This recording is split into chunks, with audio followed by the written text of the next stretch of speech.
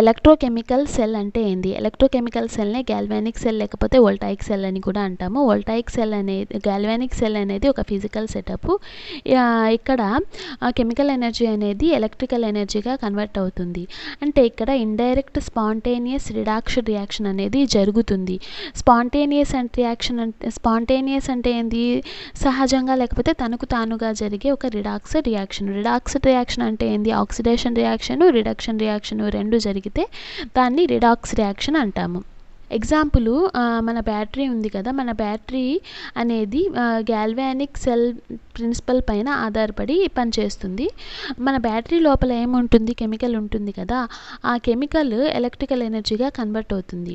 Daniel cell అనేది galvanic సెల్కి ఒక example. దీన్ని అర్థం చేసుకోవడానికి యాక్వియస్ జింక్ సల్ఫేట్ సొల్యూషన్ని ఒక కంటైనర్లో తీసుకోండి. ఇక్కడ జింక్ రాడ్ని డిప్ చేయండి. అదేంటది? ఒక జింక్ రాడ్ని డిప్ చేయండి, అది ఎలక్ట్రోడ్ కదా.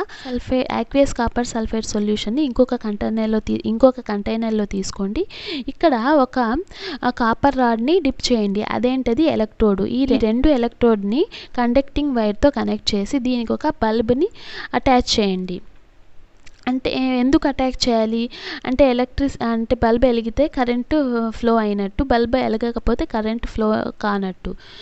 అంటే ఇక్కడ జింక్ అనేది 2 ఎలక్ట్రాన్స్ని లాస్ చేసుకుంటుంది. ఈ 2 ఎలక్ట్రాన్స్ అనేవి జింక్ రాడ్లోకి వెళ్తాయి. అయాన్స్ అనేవి సొల్యూషన్లోకి పడిపోతాయి. ఈ 2 ఎలక్ట్రాన్స్లు చిన్నగా కండక్టింగ్ వైర్ ద్వారా ట్రావెల్ చేస్తూ ఉంటాయి. అది అంటే సహజంగా జరిగే ఒక రియాక్షన్ అది. ఇక్కడ కాపర్ సల్ఫేట్ సొల్యూషన్లో కాపర్ +2 అయాన్స్ అనేవి ప్రెజెంట్ అయి ఉంటాయి. ఈ కాపర్ +2 అయాన్స్ అనేవి ఇక్కడ నుంచి 2 ఎలక్ట్రాన్స్ వచ్చాయి కదా, ఆ 2 ఎలక్ట్రాన్స్ని తీసుకొని ఇవి ఇక్కడ అతుక్కుపోతాయి. ఇక్కడ కాపర్ రాడ్లోకి అతుక్కుపోతాయి. ఇక్కడ రిడక్షన్ రియాక్షన్ అనేది జరిగింది. అంటే ఇప్పుడు జింక్ రాడ్ దగ్గర నెగిటివ్ ఛార్జ్ వచ్చింది కాబట్టి నెగిటివ్ ఛార్జ్డ్ ఎలక్ట్రోడ్ని ఏం చెప్తామంటే యానోడ్ అంటాము. ఇక్కడ కాపర్ రాడ్లో పాజిటివ్ ఛార్జ్ అనేది డెవలప్ అయింది. పాజిటివ్ ఛార్జ్డ్ ఎలక్ట్రోడ్ని ఏం చెప్తాము? క్యాథోడ్ అంటాము. బట్ కరెంట్ ఫ్లో అనేది పాజిటివ్ టు నెగిటివ్ ఫ్లో అయింది. బట్ ఎలక్ట్రాన్స్ ఫ్లో అనేది నెగిటివ్ టు పాజిటివ్. అంటే ఈ రెండు ఆపోజిట్. ఈ మొత్తం కన్స్ట్రక్షన్ని ఏం చెప్తాము? గాల్వానిక్ సెల్ అంటాము.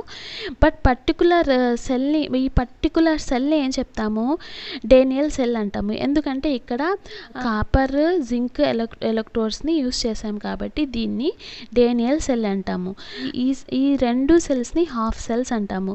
బట్ కంప్లీట్ సెల్ని ఏం చెప్తాము? హాఫ్ సెల్ అంటాము. ఆక్సిడేషన్ హాఫ్ సెల్ని లెఫ్ట్ హ్యాండ్ సైడ్ రాయాలి, రిడక్షన్ హాఫ్ సెల్ని రైట్ హ్యాండ్ సైడ్లోకి రాయాలి. బట్ ఇక్కడ ఒక ప్రాబ్లం అనేది వచ్చింది. ఏంటి ఆ ప్రాబ్లం అంటే, ఆక్సిడేషన్ జరిగినప్పుడు ఎలక్ట్రాన్స్ అనేవి జింక్ రాడ్లోకి వెళ్తాయి కదా, Zn+2 అయాన్స్ అనేవి సొల్యూషన్లోకి పడిపోతాయి. అలానే ఆక్సిడేషన్ జరగతా Zn+2 అయాన్స్ అనేవి సొల్యూషన్లోకి పడతా ఉంటే ఇక్కడ ఏమవుతుంది? పాజిటివ్ ఛార్జ్ అనేది సొల్యూషన్లోకి ఇంక్రీజ్ అయిపోతుంది. సొల్యూషన్లో పాజిటివ్ ఛార్జ్ పెరిగిపోవడం ద్వారా ఈ డైరెక్షన్లోకి ఎలక్ట్రాన్స్ని పంపిదు. ఈ కంటైనర్లోకి వస్తే ఇక్కడ రిడక్షన్ రియాక్షన్ అనేది జరుగుతుంది కదా. అంటే ఇక్కడ కాపర్ రాడ్లోకి వెళ్తాయి కదా. ఫర్దర్గా ఇలాగే కాపర్ +2 అయాన్స్ కాపర్ రాడ్లోకి వెళ్ళినప్పుడు సొల్యూషన్లో SO4-2 కాన్సన్ట్రేషన్ అనేది పెరిగిపోతుంది. అంటే SO4-2 అంటే నెగిటివ్ ఛార్జ్ అనేది ఇంక్రీజ్ అవుతుంది ఎక్కడ? సొల్యూషన్లో. అప్పుడు ఇదేం చేస్తుంది? ఇన్వర్డ్ ఫ్లో ఆఫ్ ఎలక్ట్రాన్స్ని స్టాప్ చేస్తుంది. So overall movement of electrons అనేది డిక్రీజ్ అవుతుంది. ఎందుకు? ఇక్కడ ఈ సొల్యూషన్లో ఛార్జ్ పెరిగింది, ఈ సొల్యూషన్లో ఛార్జ్ పెరిగింది. ఈ ప్రాబ్లమ్ని సాల్వ్ చేయడానికి సాల్ట్ బ్రిడ్జ్ని యూస్ చేయాలి.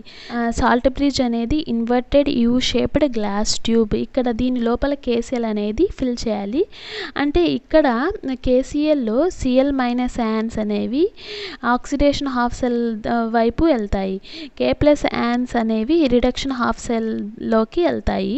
సో ఇక్కడ ఏమవుతుంది? పాజిటివ్ ఛార్జ్ అనేది న్యూట్రలైజ్ అవుతుంది. ఇక్కడ నెగిటివ్ ఛార్జ్ అనేది న్యూట్రలైజ్ అవుతుంది.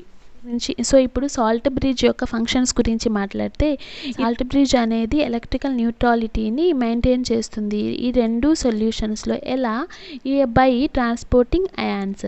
సో ఈ సాల్ట్ బ్రిడ్జ్ అనేది రెండు హాఫ్ సెల్స్కి ఇంటర్నల్గా కనెక్ట్ చేసి ఉంటారు. ఇప్పుడు సెల్ రిప్రజెంటేషన్ దగ్గరకు వస్తే సెల్ రిప్రజెంటేషన్ గురించి మాట్లాడితే మెటల్ని మెటల్ అయాన్స్ని రెండు సైడ్స్ మెటల్స్ అయాన్స్ని సింగిల్ స్లాష్తో సెపరేట్ చేయాలి.